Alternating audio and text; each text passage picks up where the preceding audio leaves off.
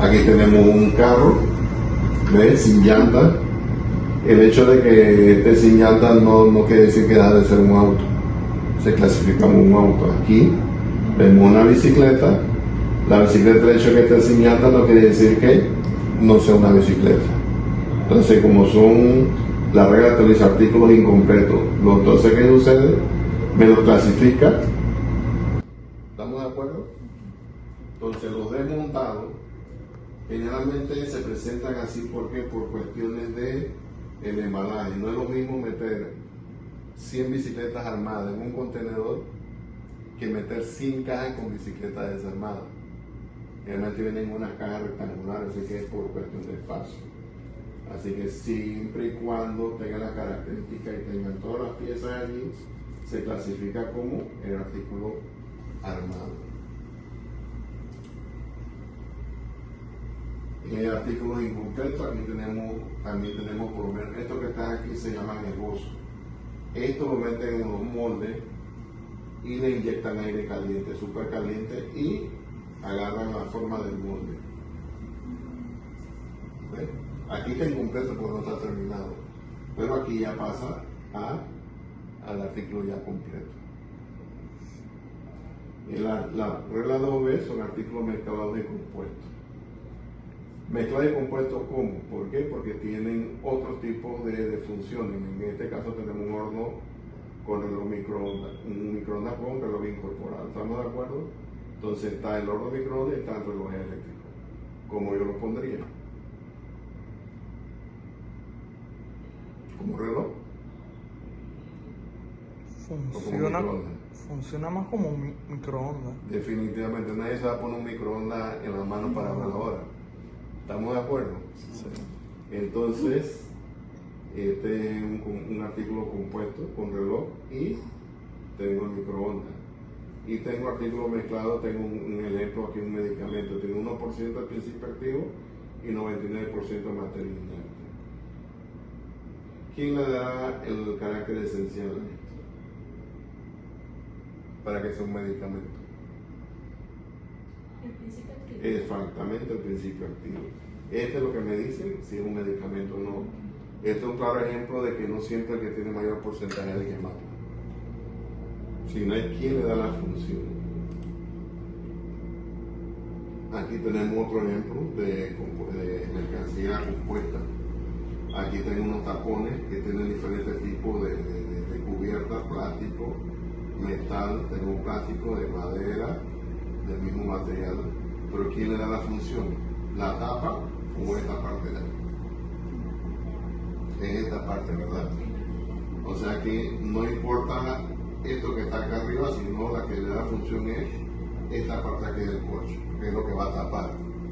Lo de arriba es un mero adorno, simple y sencillamente.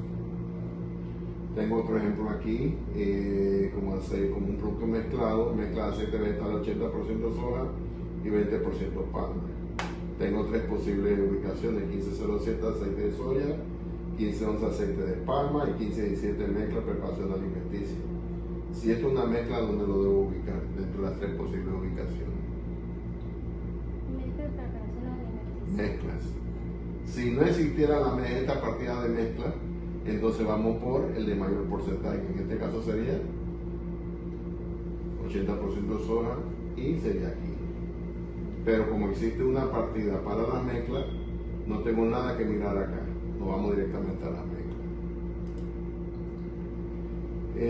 Bueno, este es otro caso también de las mezclas de algodón, del tejido.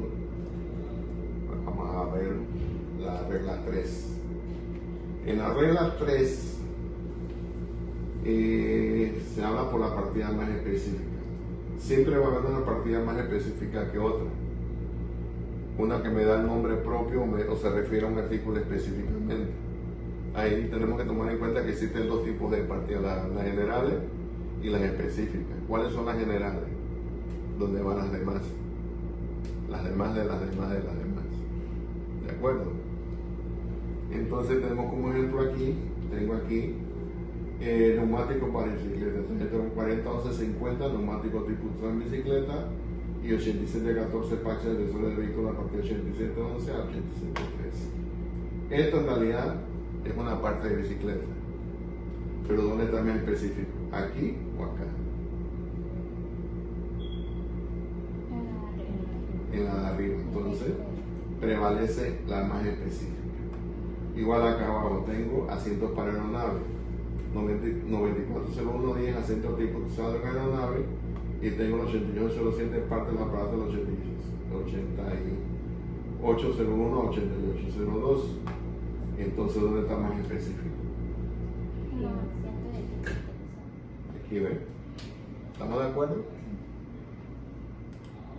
Entonces, la regla 3B está dividida en 4 partes, pero en realidad yo la agrupo en 3. Están con los productos mezclados, están manufactura compuesta de materias diferentes,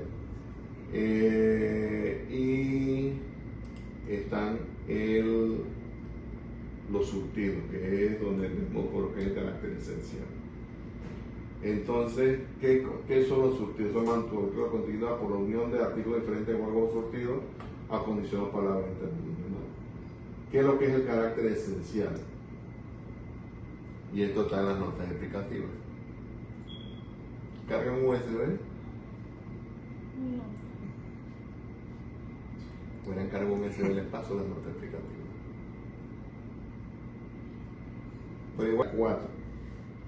Esta regla a nivel internacional, esta es la regla que se debe buscar la forma de no utilizar. Se tiene que agotar la 1, 2 y 3. Se tiene que agotar. Esto rara vez se utiliza. El mejor ejemplo es esto. ¿Saben lo que es esto? Es una lechuga.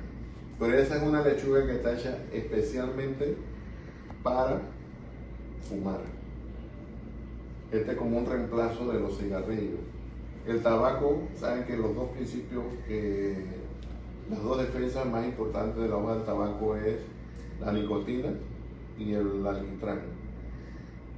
Entonces los insectos cuando comen el tabaco, la nicotina los mata. Es una droga. Por eso que los fumadores tienen esa adicción por la nicotina. Y el problema es, el otro problema es que el alquitrán se va acumulando en los pulmones, no se desecha. Y entonces, como esto es un producto diseñado especialmente para fumar, va al capítulo 24, que es el tabaco y sucedáneos de tabaco. La regla 5 se divide en 2 partes. Están los estuches continentes. Entonces, los estuches tienen que ser especialmente preparados para recibir un artículo determinado o un surtido, que sea un surtido de uso prolongado. No es que yo lo agarro, lo uso y lo desecho. No se considera un estuche. Tiene que estar diseñado para hacer el uso repetitivo. Por eso está el lente. Que se presenta con los artículos que están destinados y que sean de tipo lo que normalmente se vende con dichos artículos. Si se presentan aisladamente el estuche, va clasificado independientemente. No, que yo traigo unos estuches para lentes. ¿Y dónde están los lentes? No los trajiste. No, entonces va como estuche, lo tiene clasificado. ¿Estamos de acuerdo? Entonces aquí tenemos un ejemplo aquí. Este es un ejemplo normal, esto aparentemente es textil. Pero ¿qué sucede con este? ¿Qué le ven diferente? Tiene zipper. Tiene zipper. Miren, Como la mía. ¿qué color tiene? Dorado. Puede ser oro. Entonces, hay excepciones a la regla.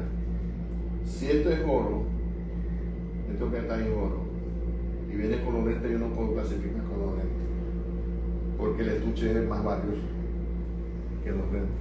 Igual aquí el caso de estos estuches, donde viene con piedras preciosas. Cuando el estuche es más valioso que el artículo, definitivamente no se aplica esa regla.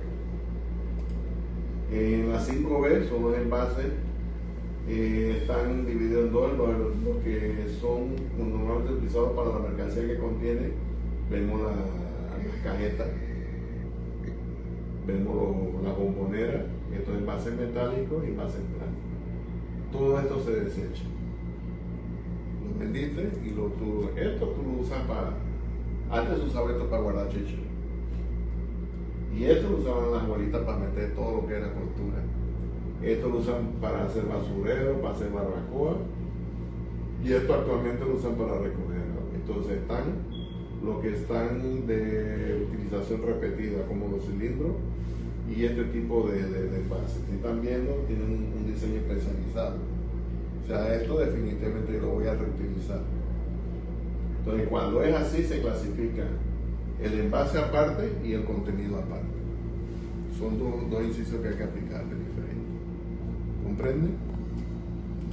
Y la regla 6. La regla 6 es la clasificación a nivel de su partida. Porque todo lo que estamos viendo en la regla general interpretativa del 1 a la 4 se clasifica a nivel de 4 dígitos, a nivel de partida. Entonces, cuando ya sabemos en qué partida va, entonces aplicamos de la regla 1 a la 4 igual a nivel de su partida. Eso es lo que significa la regla 6.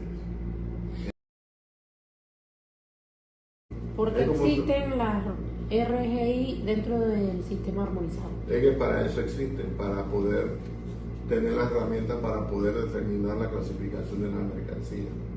Es como un manual, un instructivo de que de ciertas condiciones que presenta la mercancía, entonces según las características que presenta voy aplicando las reglas. Como vimos, hay mercancías que son sencillas, regla 1. La regla 2, tenemos que ver cuando si se presentan incompletos. O sea, dependiendo de cómo se nos presente la mercancía, así mismo vamos aplicando las reglas. ¿De acuerdo? Si se presenta desmontado, si se presentan incompletos, si no sé cuál es la carácter esencial, cómo clasifico. O sea, esa es la parte que nos da facilidad de las notas explicativas. Otra pregunta, ¿cómo aplica la regla 1 cuando recibe una mercancía para clasificar? Ya te digo, si es una mercancía de fácil reconocimiento, ya aplico la 1. Pero, si de repente yo veo, como vamos a ver el caso del carro, me llegó sin motor, ¿qué hago? Por regla 1 ya no lo puedo aplicar porque para regla 1 tendría que venir completo el vehículo. ¿De acuerdo? Entonces yo tengo que saltarla a la regla 2. En la regla 2, ¿qué me va a decir? La 2A, artículo incompleto. Le falta el motor, pero deja de ser un auto. Entonces aplico regla 2A. ¿Entienden? Así mismo se van aplicando y por eso es importante la aplicación de las reglas generales interpretativas.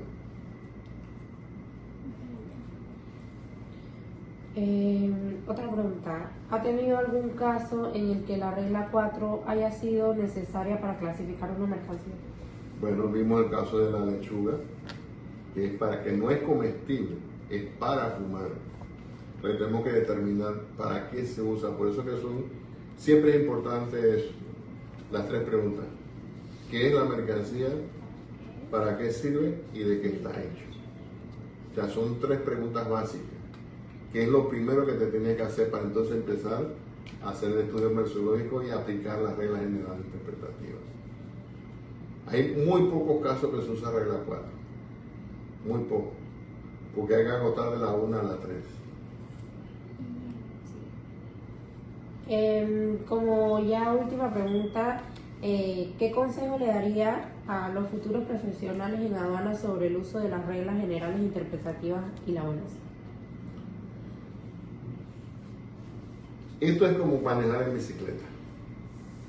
Al principio se van a dar sus tropezones, se van a caer, pero con el tiempo y la práctica se va dominando. Esto es así, con la práctica. Pero hay que guardar siempre el esquema de uso.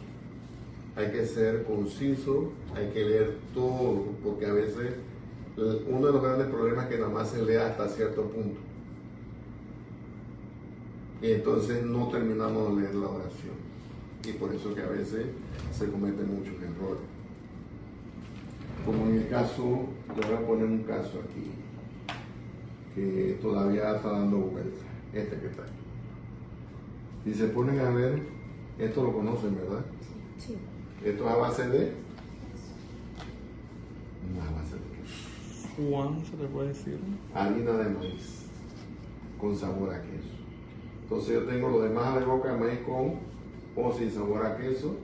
Y en la 1905 tengo también abreboca de maíz con o sin sabor a queso.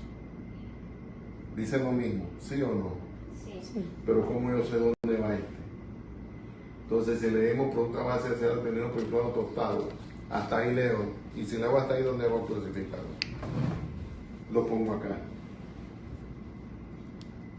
Pero hay algo que le excluye y que está en el mismo texto. Si leemos, como debe de ser, por ejemplo, hojuelas o copo de maíz, cereales excepto el maíz, en grano o en forma de copo u otro ojo tranquilo, excepto la harina. Entonces, ¿puede ir a la 1904? Porque lo excluye. Entonces tenemos que leer todo el texto para poder entender si hay algo que me lo excluya o no me lo excluya. ¿Ven? Entonces hay que leer completo. Si no leemos completo, hacemos una mala clasificación arancelaria. Posiblemente. Esta explicativa es como el manual que me dicen las características de la mercancía. Tiene que cumplir con esas características. Aquí las tengo. Por lo menos,